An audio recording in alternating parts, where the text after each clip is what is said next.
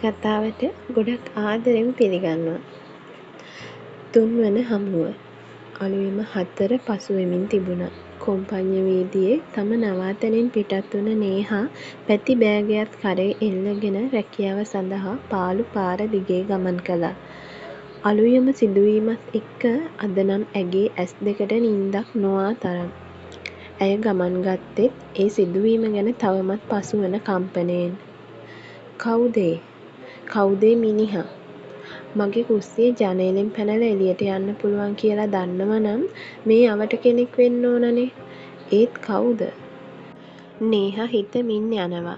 කළුවර පරිසරයට ඇගේ හිත දැන් හුරු වෙලා වුණත් ඒ සිදුවීම එක්ක වෙනදා රාජකාරියට යනකොට තිබුණ නිදහස අද ඇගේ හිතේ තිබුණේ නැහැ. නිතරම පිටුපස හා වටපිට බලමින්ම ඇය ගමන් කළේ පුංචි පහේ බයකුත් හිතේ කොනක තිබ්බ නිසා. උඹ ඕවද නේහා ජීවිතේ විඳලා තියෙන්නේ? එන දේකට මූණ දීපන්. දෛවය උඹට වෙනස් කරන්න පුළුවන් නම් උඹ මෙච්චර විඳවන කියක් වෙනවද බං? ඒ වදන් ඇගෙන් ඇයටම සවියක් වුණා. ඉඳින්නේ හිත හයියයි පොඩ්ඩක් නෙවේ මහා ගොඩක් හයියයි. වයස අවුරුදු 26 වන නේහා මීට වසර කීපයක සිටම කොළඹ නගරයේ ඉතා ප්‍රසිද්ධ හෝටලයක සූපවේදිනියක් ලෙස සේවය කරනවා. ඉඳින් විවිධ තරාතිරම මිනිසුන් සමාජයේ ඇයට අනන්තවත් මුණ ගැහෙනවා. ඉඳින් ඇය රූමත් තරුණියක් වුණත් සමාජය ගැන සමාජය එක්ක ගනුදෙනු කරන්න හරි පරිස්සමින් ඇය දැනගෙන උන්නා. මන්ද මනුස්සයින් වගේම අමනුස්සයින්ද වෙසෙන්නේ මේ සමාජෙම නිසා. වැඩිපුරම ඇගේ ජීවිත අත්දැකීම් ඇගේ අතීතය වගේම ඇගේ මව් දෙමව්පියන්ගේ ඇයට අමිහිරි වූ මතක ඇගේ ජීවිතේට ගොඩක් පාඩම් කියලා දීලා තිබුණා. හිතේ දෙගිඩියාව එක්කම කල්පනාවේ තනි වෙලා ආපු නිසාමදෝ කොහෙද හෝටලය ළඟට එනකල්ම නේහට දැනුනේ නෑ. "good morning නේහා. good morning guys." ඇයද සිනහමු සුමුවින් කිව්වේ මිතුරියන් හා සිනාසෙමින්. "අඩේ මේ අහපන්කෝ මාර වැඩක්නේ උනේ." නේහගේ හොඳම යෙහෙළිය උනේ මේ දිනේ. නේහගේ ජීවිතේ හැම දේම වගේ තමා හා දැනට සේවය කරන මේ දිනී දැනගෙන උන්නා. ඉඳින් දුකට සැපට යාළුවට වගේම සහෝදරයට නේහට ඉන්න එකම කෙනා මේ දිනී වෙද්දී නේහා ඇගේ ජීවිතේ කිසිම දෙයක් මේ දිනීට හංගලා නෑ. හැමෝම වැඩ අරඹන්න කලින් මුලින්ම මුණ ගැහෙන්නේ විවේකාගාරයෙන්.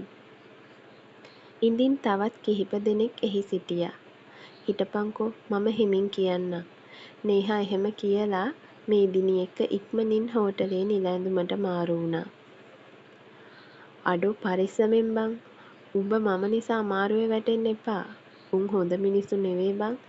තාත්තව ඒ විදියට මරලා දාන්න එච්චර සෙනගක් මැද්දේ උන්ට පුළුවන් වුණා නම් උන් මොන විදියේ උන්ද කියලා ටිකක් හිතපන්කෝ. මේ කේස් එක ආයේ අවුස්සන්න කිව්ව එක මගේ මෝඩකම කියලා හිතෙනවා බං. සීන් එක වෙලා තියෙන විදිය දැන් එළියට එද්දි මට බය උඹ ගැනයි නංගි ගැනයි." ඉවාන් ඇමතුමට සවන් දීගෙන උන්නේ බැල්කනියට වෙලා. "කවදාවත් දැකලා නැති නංගියෙක් හොයන්නේ මොකටද බං උඹ?" එහායිමෙන් කිව්ව දේවල් අහගෙන ඉඳලා ඉවාන් ඇහුව දේ ඒක. "දකින්න ඕනේද බං සහෝදරකමට? මේ ලෝකෙ මගෙම ලේ කියන එකියක් මගේ තනියට හයියට ඉන්නවා කියන හැඟීම විතරයි මට එවෙලේ දැනුනේ. මීට කලින් ඒක මම දැනගත්තා නම් ඒකිව හොයාගෙන."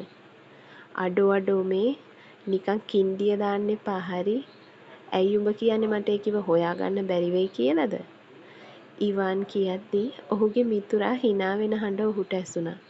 "පිස්සුද බං? මට කලින් උඹ නම් කොහොමත් හොයාගනි. මට බය හොයන්න බාර දීපු එකාගේ හැටි දන්න හින්දයි. අර නරියට කුකුල්ලු බාර දුන්නා වගේ තමයි." "පලයන් යකෝ යන්න තියපිය ෆෝන් එක." ඉවාන් කේන්තියෙන් වගේ ඇමතුම විසන්ධි කළා. ඔහු තරමක කඩවසම් පුද්ගලයෙක්. පාසල් යන කාලේ ඉඳන්ම ඔවුන් මිතුරන්. ඉවාන් කියන්නේ ඒ දවස්වල ඉඳන්ම කඩවසම් තරුණයෙක් නිසාම තරුණියන්ගේ ආකර්ෂණය ඔහුට නොඅඩුව තිබුණා.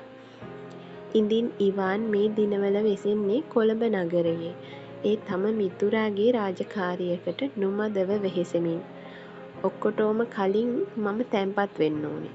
අරුන් කිව්වත් වගේ මගේ වලත්තකම ඉද්දකින් යකෝ මාත්. ඉවාන් තමාටම කියාගෙන කුටියට ගියේ උඩු කමිසය ගලවමින් නාන කාමරයට යන්න හිතාගෙන. අන්තිමට මුන්ගේ මගුල් හින්දා මට නාන්න වෙන්නෙත් පාන්දර. වොෂරූම් එකේ තනියට කැරපොත්තෙක්වත් උන්නොත් හොඳයි. ඉවාන් එහෙම කියන ගමන් නාන කාමරයේ දොර විවර කරා. හායි නාන කාමරයේ වෙසෙන්නා වූ හිතාදර කැරපොතු හූනෝ වැසියනි ඔබලා නිදිද? ඒ ඔහුගේ විනෝදයයි. නිතරම සැහැල්ලුවෙන් සිටීම ඔහුගේ පුරුද්ද. උණුසුම් ජලයේ නාන්න ජලකරාමය ඇරලා ඔහු එය යටට ගියා. වැස්සක් වගේ වැටෙන දියබිඳු යටට වෙලා ඔහු ඇස් වහගත්තා. පුදුමයකට වගේ පෙනුනෙම හුරු පුරුදු ඇස් දෙකක්. ඉවාන් වහාම ඇස් ඇරියා. මොන වෙඩිමක්ද යකෝ ඒ? ඉවාන් තමාටම කියාගත්තා. ඉවාන් කියන්නේ කවුරු වෙන්න පුළුවන්ද? ඔයාලට හිතෙන දේ කියාගෙන යන්න ළමයි.